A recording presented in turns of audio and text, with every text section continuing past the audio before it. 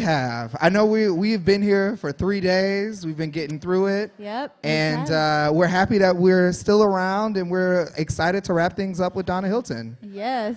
Woo! Yes. That's right. That's right.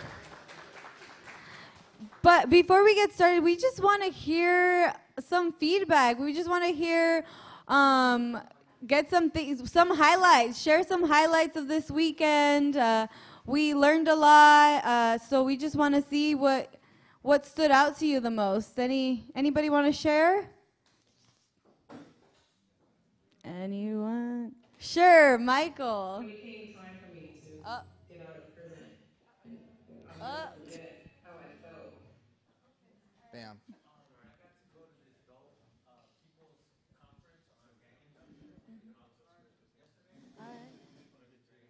Cool. Thank you, Michael. Great. Thanks. Let's do one or two more. Yeah. Major takeaways. Yes, right here. And say your name. Yes. Hey, I'm Sasha, and I really enjoyed the performances on Friday. All right. Okay. What about the performances on Friday? I liked when they were bringing in the voices of When it came time for me to get out of prison, and then ending everything with the guest performance, which was really uplifting. Yeah. Cool. Thank you. Yes, Joanne. What is your? Oh yeah, there you go.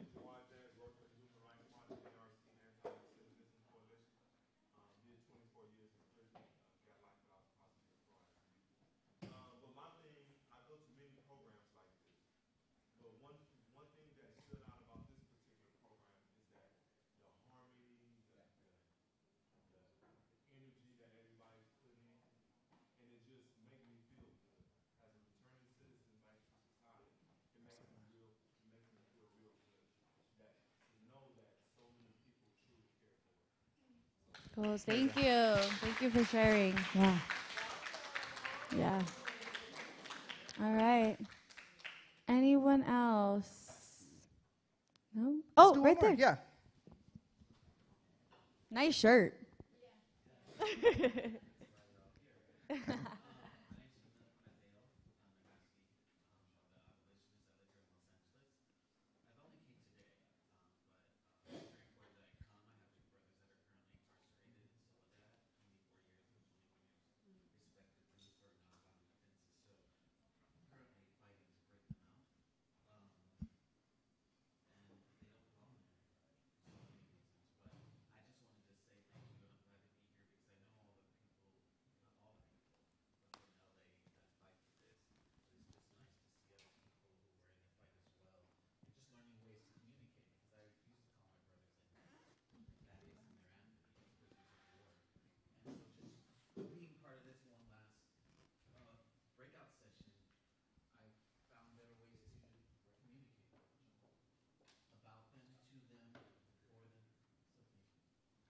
Thank you, Mateo. Thank you for sharing.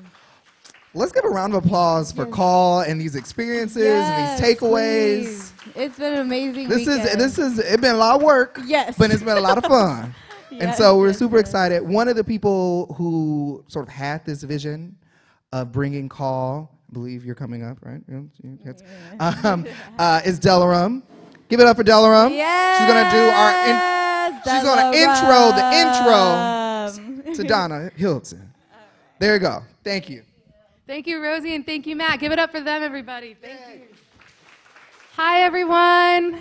I just want to thank the gentleman in the audience for your comments about feeling loved. That is maybe the best thing I could have heard, and we all could hear about feedback about this festival, because that's absolutely been the intention behind all of it.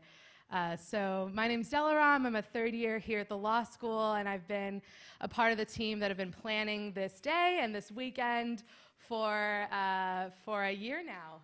And it all started when our prison law and policy program, run by the incomparable Professor Sharon Dolovich, got a submission for a film screening at UCLA, and we decided to turn that into a film festival, and then a live performance night, and then a resource fair, and puppies, and keynote speakers, and everything else that we've had all weekend. So it's been an amazing, amazing few days, and I am delighted that we have Professor Sharon Dolovich and Donna Hylton closing out our weekend. So thank you so much for your time, everybody. Thank you.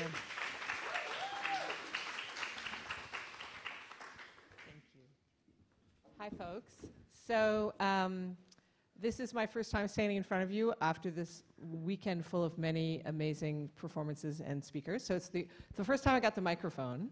And so before I introduce our keynote speaker, Donna Hylton, I just wanted to say a few words of thanks.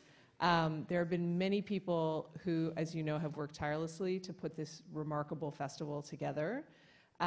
We have had a remarkable core of dedicated volunteers from the law school and the college who have done yeoman's work for weeks and months to put all this together. I mean, it's amazing how much time goes into something that is over so quickly. But as Delaram said, it's a year and even more than a year of work.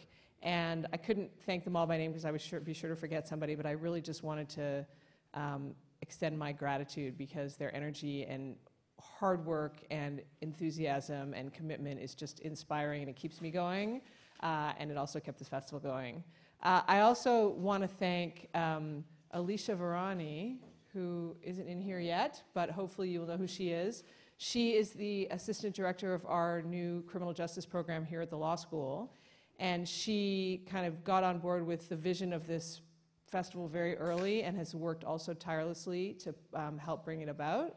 And I'm just so grateful to her. I'm thrilled that she's here at the law school doing, this is just one of the many things that she's doing to deepen and build out our criminal justice programming to support students and connect to the community. So this is just one example. And the last thing I want to do, although she's had many people thank her, is just to extend my thanks to Delaram Kamalpour, who you know, so she was my student in her first semester of her first year in criminal law. And, oh, here's Alicia. I just thanked you. We can thank you. So Delaram was my student in criminal law, and very quickly it became clear that we had a kind of mind meld around a set of shared interests and political commitments. And at the end of the year, when our prison law and policy program was looking for a new fellow to work with me in the coming years, Delaram was the first person I thought of, and happily she signed on. Not sure if she knew what she was getting into, but I'm thrilled. So it's been 2 years working with Delaram, and I couldn't list all of the things that she's done to deepen and enrich the program. But I'll just say this one thing, which is, you know, I encouraged her to find a project that was under the auspices of the program to make her own, and little did I know that she would build an empire of this remarkable festival, but she just grabbed that opportunity with both hands and has really been the kind of inspiration and guiding force of this whole thing. So I just really want to thank her for all of her work, and amazing. So I have the privilege of introducing and having a conversation with Donna Hylton, who's our keynote speaker. Donna, I will say very little about her because I'm going to give the video a chance to speak for itself, and then I'm going to talk to Donna. We're going to talk about a little more about her background, but I'll just say that she was originally from Jamaica, came to the United States as a young child, and had a really harrowing upbringing in this country, which culminated with her ending up with a 25-year-to-life sentence, and she ended up serving 27 years at Bedford Hills in New York. And we are delighted that she is out. She is now, among other issues, kind of going around speaking about the fight against mass incarceration and talking about the experience of women prisoners and the needs of women prisoners. And she's just written a memoir, which you can purchase, is available for purchase after the talk outside, which has gotten rave reviews, including, I can't help but notice, from people like Gloria Steinem and Eve Ensler and Rosario Dawson and Piper Kerman, also who's also written an important memoir about the experience of women in custody. So it's a real honor to have her with us. And the way this is going to go is, I'm going to step down. We're going to watch a short video that'll kind of give you some foundation background for the conversation that we will then have together. So with that.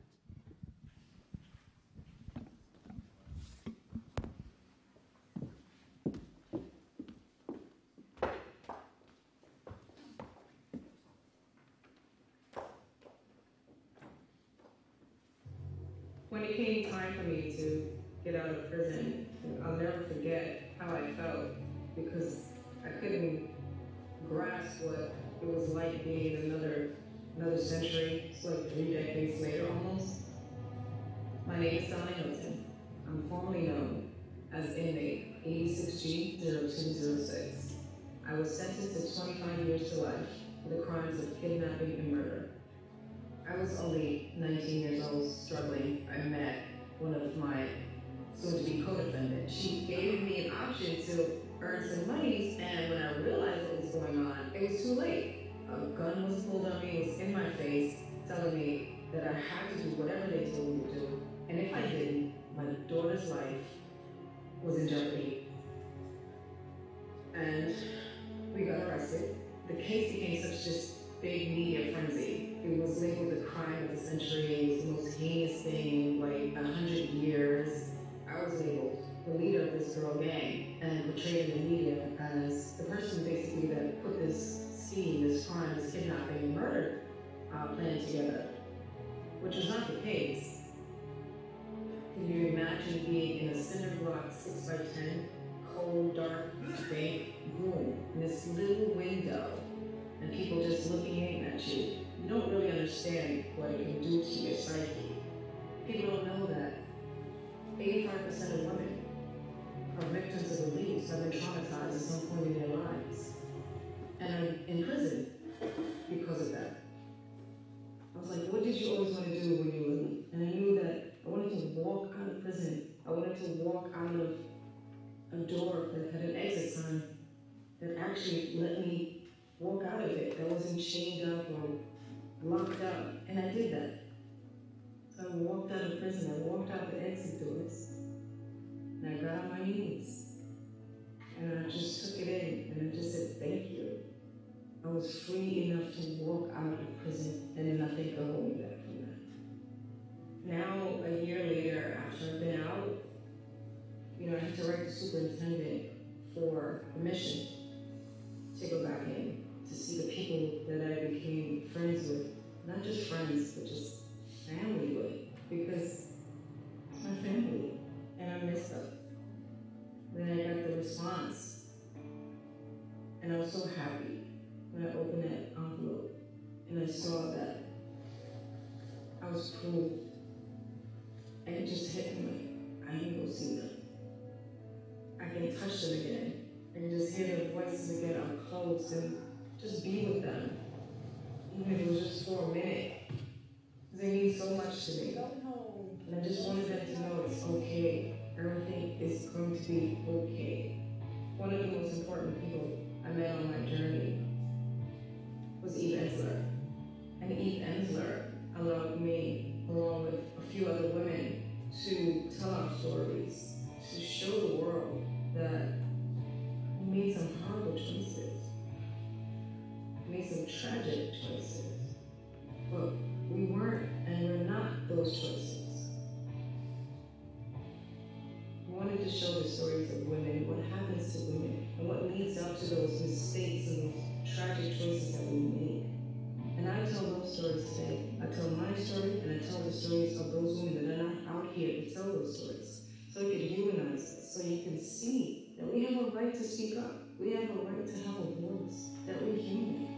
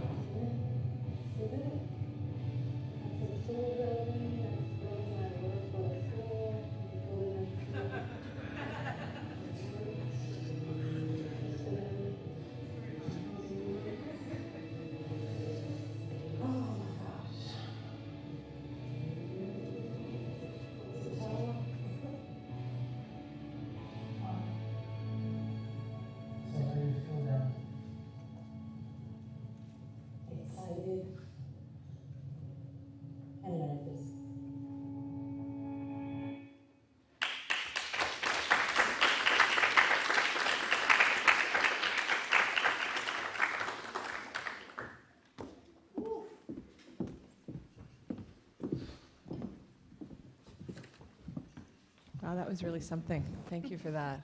So, at the very end, your colleague asked you the question that I was wondering, how you felt when you pulled up there. Can you tell us a little about the experience of that visit? Well, I visit. Hi, everyone. Thank you for coming out. Thank you. I just, before I answer that question, what's your name? Juwan. I just wanted to say I honor you in this moment, and I feel you, and thank you for that. And thank you for sharing that experience, because I know it's a lot. How does it feel? That moment felt surreal. I never imagined that I would have been out and would be able to go back in to visit people who had become family, who I wanted, who became friends, and who I wanted them to know that they were not forgotten, they would not ever be forgotten, and I was keeping a promise that I didn't know what it was I was going to do, but I made a promise that I would do whatever it is I could do to let the world know who was inside prison. And for me to be able to go back just 2 years after I got out meant a lot, but it was so surreal. And I was nervous, because how do you go in as a visitor once to a place that you lived and you were caged in for so long? So that experience in itself. So I didn't know really what to expect, but. Yeah, I can imagine it was really emotional in all kinds of ways. It was. So, I mean, there's so many things I want to ask you. Let me ask you this question. You know, you talked about in this film that we just saw how you were really just wanted to be out and be free and walk out the door without anybody holding you back. Somehow you managed to go from that moment of release to where you are now, writer and speaker and activist on behalf of incarcerated women and men. Can you tell us a little bit about that pathway? How did you go from just that moment of being out to where you are now? I don't know. I was like, nah. I think that what I look at, what I can say is that when I was inside for those 27 years, I went in 1985. And by the time I got to Bedford Hills, which is a maximum security prison in New York State for women, there was a crisis happening in the world, right, in the country, and it was called HIV and AIDS. So, and it was starting to build, right, and the crisis was starting to become an epidemic. And so by the time 1987, 88 came about, women were dropping dead, like flies in the prison. Really, literally, when I say it, I really mean that. And women that I was probably like how we just had lunch and we outside eating or playing cards or whatever, and they weren't waking up and coming out of their cells the next morning. Where are they? So they were either dying in their cells or dead. And it was just too much. It was happening weekly, and no one had an understanding of what was going on. And so as time, quickly, but as time went on, we found out that this was happening due to HIV and AIDS. And, right, and the virus. I heard someone say it, the virus. And so that's all we really knew, the virus. So what does this virus mean? But what we were recognizing was the response to it by the facility, the administrators. And they were coming in all gowned up, mask, gloves, their shoes were covered. I mean, it was like they had everything but an oxygen tank on. But it scared us, because why are you coming to the unit like that? We don't know what's going on. We're looking at our sister, our friend that's dying or dead, right? And it took you hours, or it's taking you hours to respond to it. And so we're afraid, we don't know what's going on. So finally we started finding out from the outside what was going on. And I think at that time, we don't think, but we know at that time the stigma around it and the shame was so strong, and it was so, I mean, it was making people really angry, and the fear that was instilled in people was causing people to want to shun people and not to embrace. It just was really ugly. And one of the first things I recognized being in the prison and being so young was that there were a lot of other young women in the prison that were just as hurt and traumatized and abused and silenced as myself. And it was a prison full of that. And so we were like, this can't continue to happen.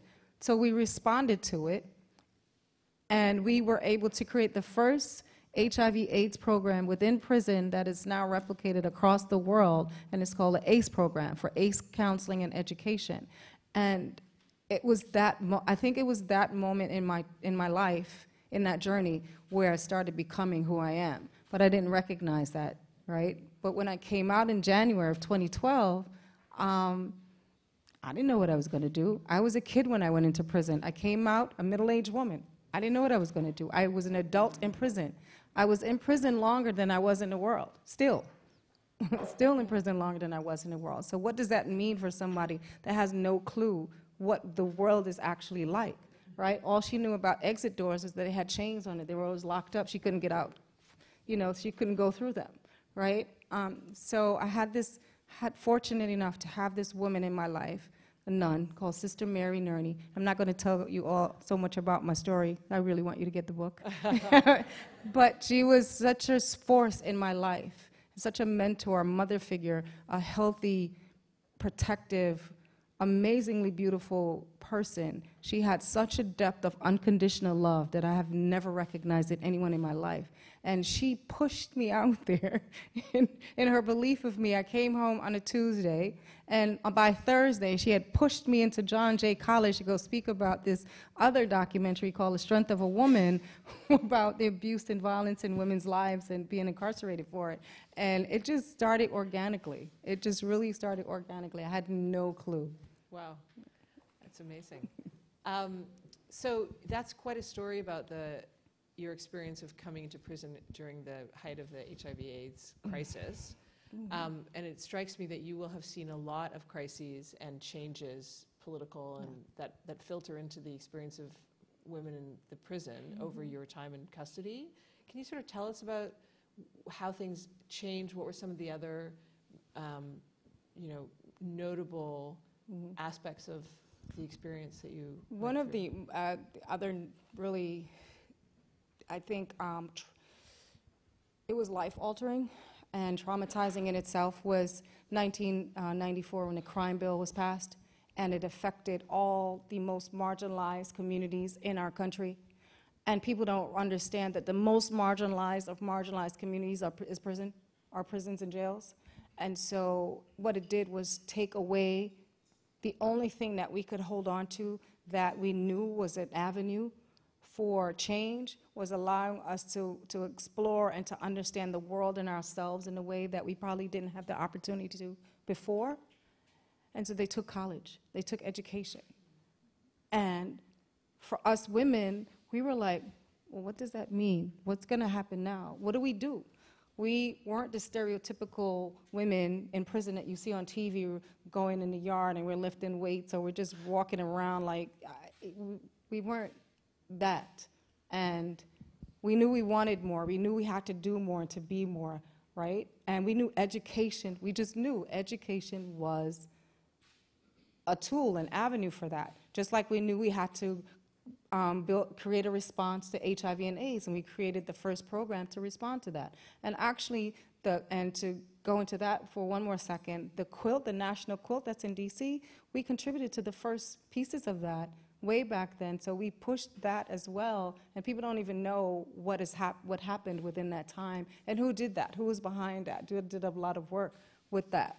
So now with college, when we talk about college and we hear the conversation across the country about having education in prison, it was Bedford Hills that did it first, all right? And so it was a group of us that were like, something's wrong here. We need to do better. And we were fortunate enough at the time to have a warden, which we call a superintendent in New York, Elaine Lord, that she was a feminist.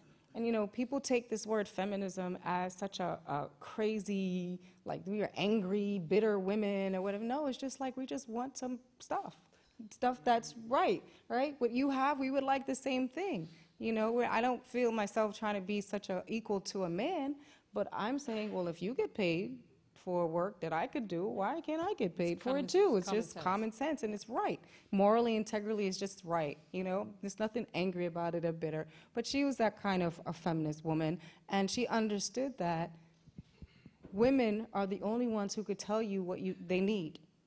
So long, people are always responding to our needs or not, and telling us what we want or what we don't want, and no one's ever bothered to say, what do you want? How do you feel? You know, no one's ever really done that, and so she understood that. And she allowed us to create these programs, and she fought with the powers that be in Albany, which is the administration, to get these things done, and we did. And with the help of the community and some church members, and we had some political prisoners in our prison at the time, Kathy Bodine and Judy Clark, who also had a network of people that we were able to tap into, thankfully, and we were able to get some things done. And we created and we brought back college to prison. We had a consortium of 13 colleges that said that they would volunteer, the professors would volunteer their time to teach us on their off time. So when they weren't at school, in the colleges and universities teaching, they would come to Bedford Hills, either in the morning to do some, to hold some classes, or at night, or in the middle of the day. And that was fine. And so it started there. And it just brought back this light, this feeling of hope and possibility into the prison, because when that was taken, it was like, well, what are we going to do now? Are we just, if we're here for the rest of our lives, are we just going to die and just rot like tomatoes? You know, you ever see something just oozing life just horribly?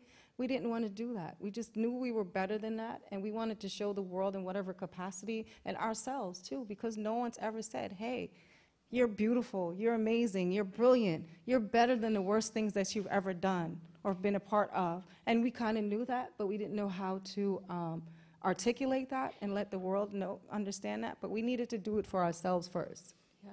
You know, what you say, I mean, there's so much in that that is kind of inspirational for change, just generally.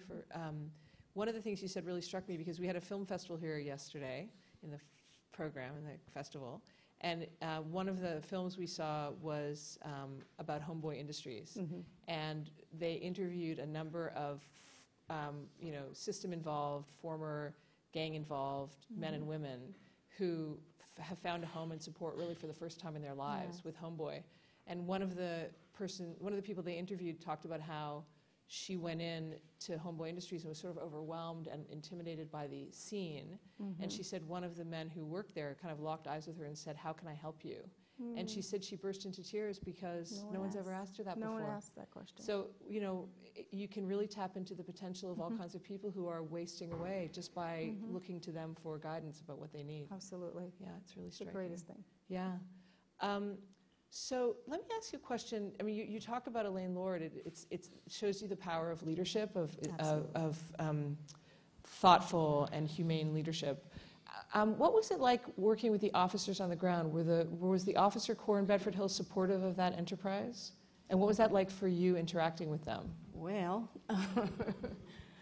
so it depends on the officer.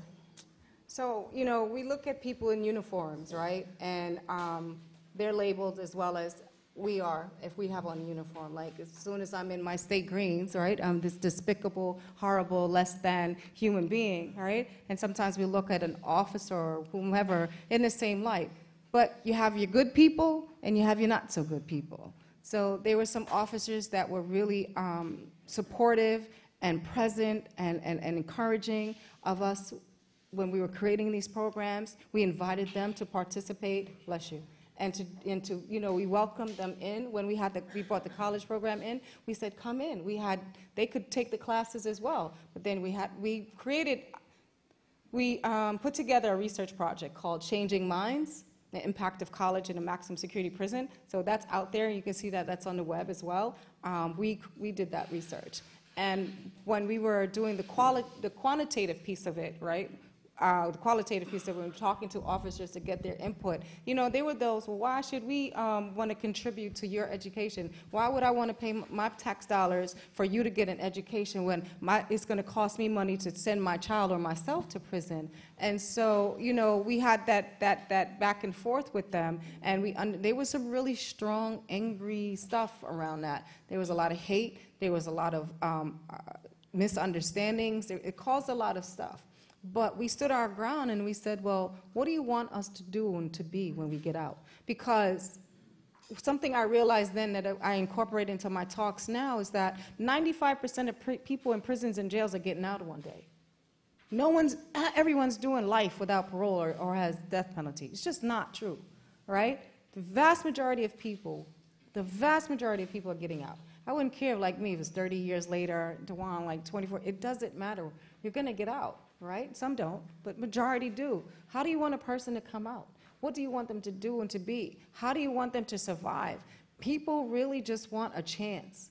A lot of people who have gone to prison, I won't say it's everyone, but a lot are there because people have slammed the doors in their faces, or they're in areas that they don't have the opportunity. I go into some areas, and there's so much resources and affluence. It's amazing. And I go into certain other areas, and it's like there's no lights in the street. You know, the pavement is like, the asphalt is all messed up. No one's gone in there just to fix the sidewalk or the street, or plant a tree, you know, fix the playgrounds for the kids, or invest in the community centers. And it's just wrong. It's just the disparities. And we kind of understood that.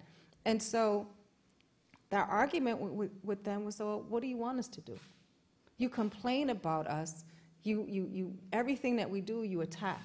And you complain about, and you don't want us to do anything. Why did you take, I asked some people, why did you take the job? Why are you here? Is it because you want want this power and control over another person's life, so you can to continue the abuse and the pain and the hurt that's already been here? Or do you want to see us be better people? We started inviting them in. Come into the classes with us, and that's how that happened. Come take the classes with us. It's not that no one's paying for it. Mm-hmm. These people contributed to this program freely. The schools and the universities, the consortium did that. It wasn't for taxpaying dollars. We actually got private funding. But it wasn't even so much, you recognize, it wasn't even so much about, oh, I have to pay tax dollars. It's like, well, I'm better than you. You're an inmate. You're less than. You're this. You're crap. You're whatever. And I'm a human being, and you're not. So why should you have this opportunity and I don't? You know, and so we tried to talk with them. We didn't try to create enemies and to continue that narrative where it was us against them. We tried to show them we're all the same. I'm pretty sure you've been close to that, seconds away from getting locked up. I'm pretty sure something's happened in your life where it could have went the wrong way. You know, it happens. Yeah. Yeah, it's striking that the same narrative that would say people in custody can't do anything right, then you actually put together a really life-affirming mm-hmm. and kind of positive program, and then they find another reason to... There's always going to be a reason. If right. you want something to be bad or somebody to be bad, you're going to have a reason. You're going to make up anything. I mean, if a person can't do right in your eyes, they're just not going to do right as they might be. So I want to talk to you about your vision for change, and I want to start just with the facility, with the women's facility you're in. If we could sort of wave the magic wand and change one central thing about how the women's prisons are run, how they operate, what do you think would be the most important thing to change? I'm an abolitionist by heart, so I feel you, Mateo. So first of all, I don't want them to exist, but I know that for now, nothing's going to go away overnight. Slavery wasn't ended overnight. It took 400 years for us to get to where we are, and we're still kind of stuck in a different form of slavery. So my thing right now is that I would like for people to understand, for anybody that's in prison as a human being first, there's a story there. We talk about art, the intersection with art and law. A person is a story. Majority of people just didn't wake up one day and say, oh, I'm going to go out here and I'm going to rob someone and kill them so I can just go do time for the rest of my life. Some things happened before that, right? Some things happened before that person got to that point. And whether the person actually did it or not, right? Their level of accountability, right? So we have to look at those things, or we should, and recognize the humanity in a person, first and foremost. Because there's this ideology or this thing where people believe and feel that people that are locked up are not deserving of anything. We're monsters, we're less than, we're psychopaths. I mean, there's all this narrative out there in the whatever that net world thing is about me. They created a Wikipedia page about me, called me a psychopath, a sociopath, all this stuff. I mean, created this picture of this. I was like, oh my God. Who is that person? I don't know. I have no clue. I don't know. Wikipedia. Who does Wikipedia? I have no clue. But I mean, just all these things so it's like important for us. I think I'm just trying to flip this a minute to say it's important in art that we tell our stories, that we tell you and show you who we are and tell you that I am not the worst thing that I've ever done or been involved with, and I'm not that moment in time, that I'm a human being and I'm capable of doing better and being better. Just give me the opportunity. So if we can tell you that through art, then that's great. And if you can recognize it and accept it through art, then that's great. You know what I mean? And that's the intersection for me, and that's why I wrote the book. I understand that, you know, I need to tell a story. I need the world to understand who's in our prisons and jails when it comes to women. No offense, gentlemen, but I got to talk about women because we don't talk about women enough. And then we see these stories, and we tell these stories, it's wrong. Right? So it's so important that we take our power back, we reclaim our narrative, and we tell you who we are, and we tell you what happened. I want to tell you that I was the 9.5-year-old that was taken into a closet every day and being raped by a man that I was told to call dad. You can't tell that story, and you shouldn't tell that story, because you don't know the story.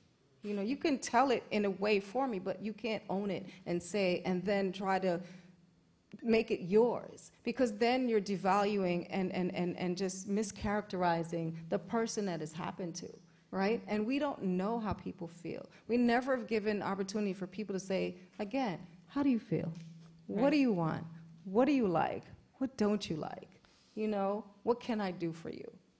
And so that's why I think that's really how I really landed to where I am today, because I really want the world to understand that. So you, that was going to be my next question. That kind of went off a little That's bit. Right? Good. No, that's good. That's exactly where we were going with this.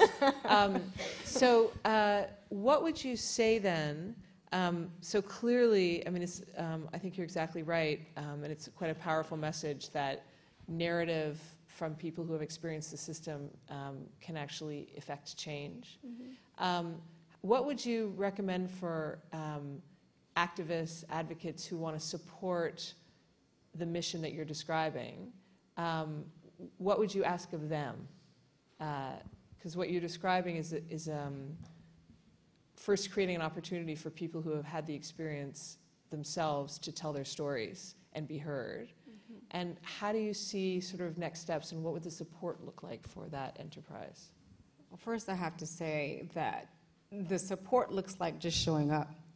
When there's events or things that are premised on women are the centerpieces or the center stories, you don't really get anyone in the room. Is that true? I'm absolutely positive.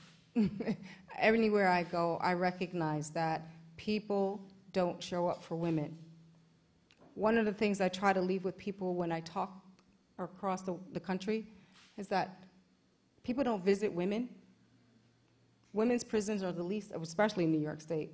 I don't care, whatever day, it could be the weekend, any day, could be a free bus going there, and the visiting room is not packed like it is when you go to a male facility. People don't visit women. A lot of women in prisons are mothers. A lot of them have lost their child to the system or children to the system, or if there's a family member or a friend that has taken the child or children, then there's a problem there. The relationship between the mother and the child is ripped, right? And then there's a dependence on the person who's now the caregiver, which is fine, but then the mother has lost something, right? And it's difficult to repair that relationship between the child or children and the mother. And so we don't keep those family reunification moments. We don't understand that that's important. We don't understand how the dynamics of family relationships and how they're torn apart by the system, right? And it's done it quite well, and how to do our best to try to maintain the relationships and to keep that from happening. And what can we contribute to that? Just visit a woman in prison, send a letter, just show up for women. And people really think like that's really not, it's an issue. It's an issue no matter where I go, anywhere I go, especially when I go into the jails or the prisons, and you see the visiting room, they are so really empty. We don't value women, and it's not synonymous. This behavior is not synonymous for women who've been incarcerated or impacted by the system. It's for all women. We don't stand up enough for women. We don't value women in our society. We don't respect women enough. And it's not everyone. It's not. But it's enough to be impactful. Where it's hurtful, it's harmful. And we hear, when I hear stories about women being attacked because they stood up and they're calling out something, and then they've become the monster, and they've become all these words that you just, why would you even call a woman those words, or think about a woman in that way, no matter what? And so I just feel, I just really always want to emphasize, no matter if you're an activist, an advocate, if you're a supporter, an ally, whomever you may be, to understand that women are the least respected, the most devalued, underserved, and overlooked part of our society. Just show up for women. Yeah. I think that, yeah.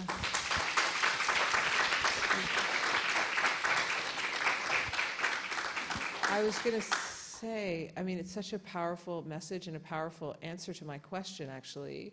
And part of it suggests if you listen, if you hear the narratives and really listen, you'll hear the points of pain, and it's to respond to those points that is really the mission of everybody else. Just on that point about visiting, I wonder how much, and I think you're right that, men's facilities have more, there are crowds of people going to visit. And I wonder how much of it is that when men go into prison, the women that are involved in their lives stick up for them and stick around for them and support them and bring the kids and continue to be in their lives. Right, but when women go to prison, the men in their lives... Nope. Right. No. Yeah. I have gone to the prisons, and there'll be buses that some go to prisons, and who's on it? The women, the grandmothers, the mothers, all that. But even going to women's prisons, it's not even so much the grandmothers or even on those buses. We take care of our men. We take care of our men, and we should. But we should also take care of our women. Yeah, right. That's equally as important. Absolutely. When you think when you step back and look at the system as a whole, mass incarceration and mass probation and parole and... Too much mass. A lot of mass. Mass injustice in general. Do you have a vision for what you think could move the needle, get us closer to a just system? We want to start from the top down? Wherever you like. Start we're wherever. not doing much with the orange person. Right. We don't have to talk about the orange person. Yeah, but we do. It's not going to happen overnight, right? But it's going to take us. It's going to take all of us. People in this room, outside of this room, whoever's watching live stream, everywhere, to come together and to understand that if we don't do this as a people, not by race, not by religion, not by sexual preference, not by what food you like, what you don't like. If you like the sun, you don't like the sun. It's not about that. It's about us as people, as human beings. If we don't do this as one race of people, then we're doomed. And I say that in a way where, I spent 27 years in prison. I came out here and I was recognizing all the mental health issues that were coming, people with mental health issues that were coming inside. And I came out here and I'm like, oh my God, something's wrong. I have traveled around this country a lot now, and I can't understand how I see so many people homeless. And I don't understand it. I've never seen such homelessness. Ever. And I didn't go many places. Obviously, I was a kid, right? But to what I am seeing now, it makes no sense. And the amount of, and the level of mental illness that's here, something's wrong. Something's really wrong. It's such a level of disconnect. Like, people are sitting together. They could be couples or a family unit. I've watched this. I remember the superintendent, when I came out the warden, she took me out. And we were in this little, Audubon Pond or something like that in Connecticut. And so I watched this family. They gave one child, what is it called, the little one? Is the iPad? The little thing. iPhone or iPod? Whatever. I don't know. I'm still getting it together. I think it was the iPad or something like that. They gave the other one a phone, and one other one had something, and then they both had their phones. I was like, is this a family dinner? Is this what's going on? This is the state how of it's things going? right now. Down here, I'm like, what? And then I've watched people in homes together. They're in their house together, and they're not yelling like they used to. Hey, bring me this or bring me that. They're texting Each other in their houses? Yes. That's a I new really one. see that. And I just don't get it. We are disconnecting from each other in a way that we are losing our humanity. We are used to this touch now, this metally hard thing, as opposed to doing this. We don't do this. That's why when people, I meet people, I was like, I'm a hugger. I hug you, embrace you. Because I want people to like really start embracing each other. You don't have to love people like that, but at least embrace the humanity in each other. I like, do that again. Like, stop touching this metal thing. It's important. It's a tool. It's absolutely important, but it shouldn't be your life. Yeah.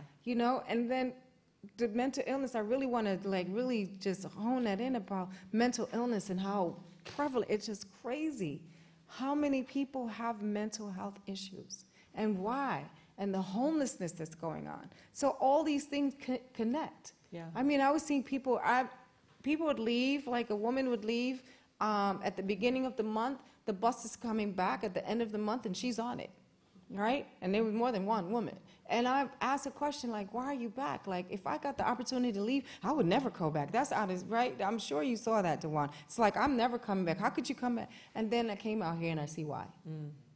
I see because either doors are keep closing in their face, or they're been denied so much and just left out so much that they don't even see that they can be and do better and to even take an extra step. Or mental illness has taken over, or they're stuck in a shelter system that they can't get out of because no one really cares enough, so they keep them in a shelter system. Like, that's another form of, incarceration in itself, to isolate people into that environment. I mean, there's so many different pockets of this, but it's going to take all of us collectively to say something's wrong. This is wrong. When you know something's wrong, you know it. You feel it, you just know it. Yeah. We have that about us. Your point about our primary interface being with technology these days, I think is really apt, because the more you look to your devices for connection, the more you stop seeing other people as people. Yep. And it seems like what you're describing is just a failure to recognize the massive humanity that is being impacted and is suffering because of the system we've built. And of course, if you can't see other people, you also can't see when people are suffering from mental illness. Can't see. And so you just shut your eyes and you look down at your phone, and it's just so much easier. So I think you put your finger on kind of a disease at the heart of American society right now. I'm going to ask you one more question, and then I'm going to open it up. I think we might have time just for a couple of questions.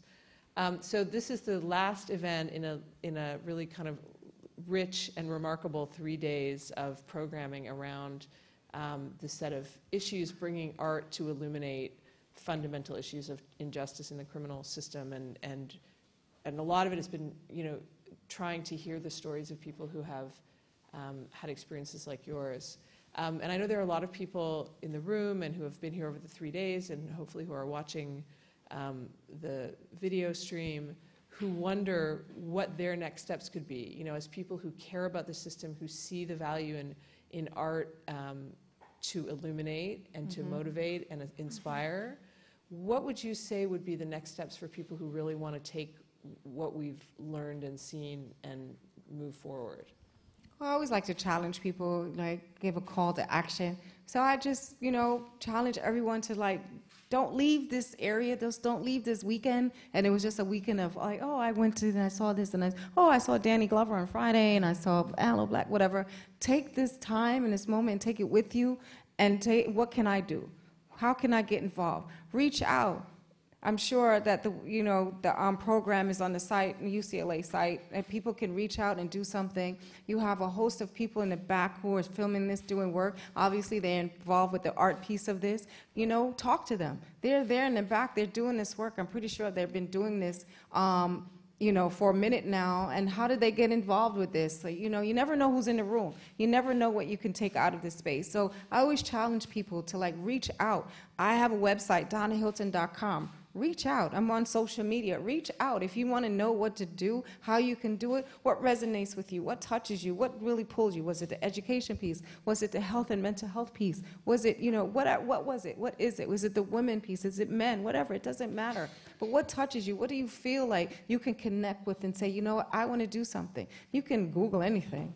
I didn't realize that. You Yeah. can Google anything. Yes. Like Google is a dictionary to me. I'm like, what is what? I have to like wrap my head around that. People keep yelling at me, Donna, just Google it. Right. So, but you were able to use these tools for something, but reach out. Sometimes, oftentimes people come to these spaces and do stuff and just listen and then they're gone. And it's like, oh, people think just showing up is good. No. We got to keep doing more. We have to do more. So get involved with the arts. There are programs that are happening here. See the puppies? They're Paws for Life. Like, how do you get involved? That's a program that was created so people that are incarcerated and formerly incarcerated continue to train service dogs. I did that too when I was in prison. And that was one of the greatest programs that I was involved with. I trained these puppies on their way to become service dogs for veterans, so they can help veterans when they came back from the wars or in those war zone areas. Bomb sniffing dogs, police dogs, dogs that help children that have, mental, disabilities of whatever. And so there's so many things that are going on. Just become involved. Just reach out. You know how you got here. So I'm pretty sure we know how to reach out and say, oh, let me get connected with whatever. You don't know who's in the room. It's always good to also know who's sitting beside you. Sometimes we sit beside each other and you're just sitting beside somebody for the moment, but you never know who you're sitting next to. Yeah. You never know what you have in common. We often look at what we don't have in common as opposed to what we do have in common. We have one thing strongly in common that should be the basis of everything, and that's our humanity. Yeah, great. Well, I think it's a wonderful message. It's a perfect note. It's a perfect note to close out the conference. But before we do that, I think we have time for a couple of questions. So, is there anybody? Yes, sir. Definitely have one.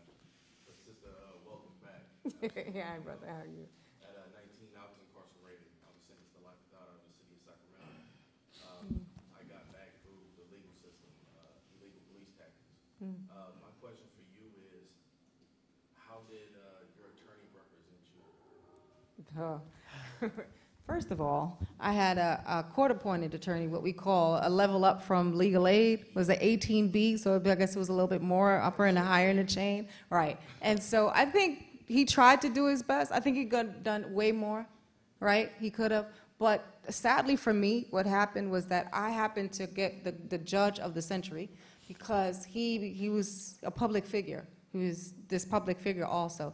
Anyone saw the movie or knows of the movie Carlito's Way? That's my judge. He wrote that book and he turned it to that movie. So my crime became even more highly publicized than any other, or not my crime, but the crime in which I was part, like thrown into. And so that took away from anything. So it became about him. And it's not, and one of the things, and I don't know if you recognize this or not, but it wasn't even about the victim in the courtroom. It wasn't about him at all. Mr. V, I'm doing more for Mr. V right now, doing this because it's one of the strongest reasons why I'm doing what I'm doing, because it was a victim. There should never be any victims, right? But that's not what I recognized as a kid in the courtroom. I was scared. I was like, well, what's going on? You had this man in a robe, all it was about himself. He was, and I was like, was anyone going to ask a question about me? Can I say anything? But nobody did that, so. Nobody asked the question.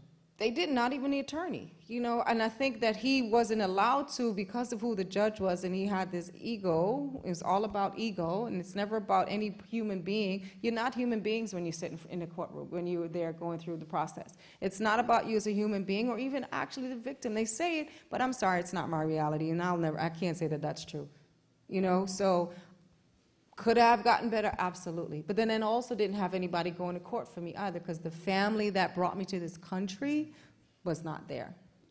So, and that's another thing. When you don't have the support or the funds, the means to have that representation, that support through the process, you're less than. You're not worthy of anything, so it doesn't even matter what happens to you. That's when you rely on resilience. That's when you rely on resilience. So I'm glad you're out. Thank you for that. Well, you too. One last question. Yes. Sister, thank you so much for sharing your story. One of the main questions I have, in the process, of the time it's going to take to do this, there's certain things that I believe we all can do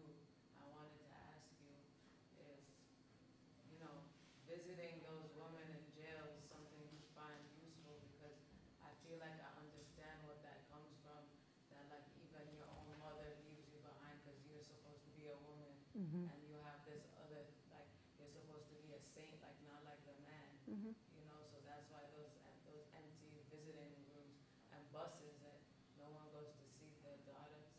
And we were talking about this because Chuck D was talking about his daughter helps him with the social Instagram and things like. This is really important, like what we do for our families, and the silence, you know, how amazing the work you've done in the movements you've done. Like, I wanted to know how you think we can create that humanity, like in a little way, like. What can we do? What can we do? To make those rooms at least full before we can find abolition, you know? Use our voices, right? Use our voices. Speak up. You know where you go into the neighborhoods that you go into, community places that you go into, the programs that you go into, the office buildings that you go into, right? You know where you go. You know, it's like, take this out with you. Like, hey, you know what? I just realized or found out at this event that no one goes to visit women. How can we do? Reach out to the programs that exist. There are a lot of programs in California and in this LA area. Susan Burton has a great program, A New Way of Life. It's an awesome program. Reach out to them. You have, I don't even remember, ARC, my brother Shaka, who's the executive director now, formerly incarcerated, leading, running this amazing program. There's so many things that's right here that you can do and get involved with.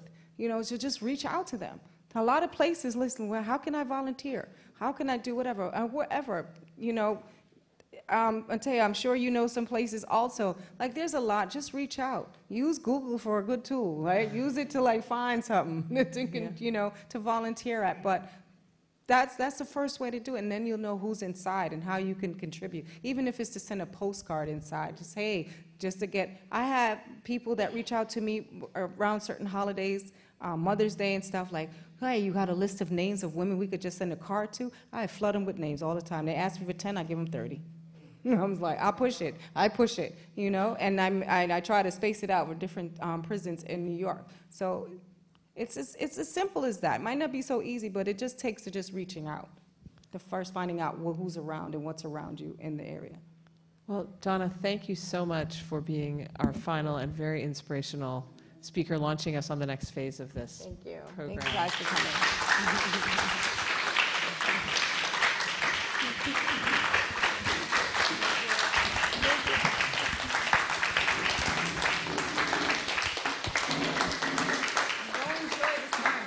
And I would just say thank you to all of you. I know this has been something of a marathon, so you have amazing stamina, and we're just so grateful that you've been with us. Thank you.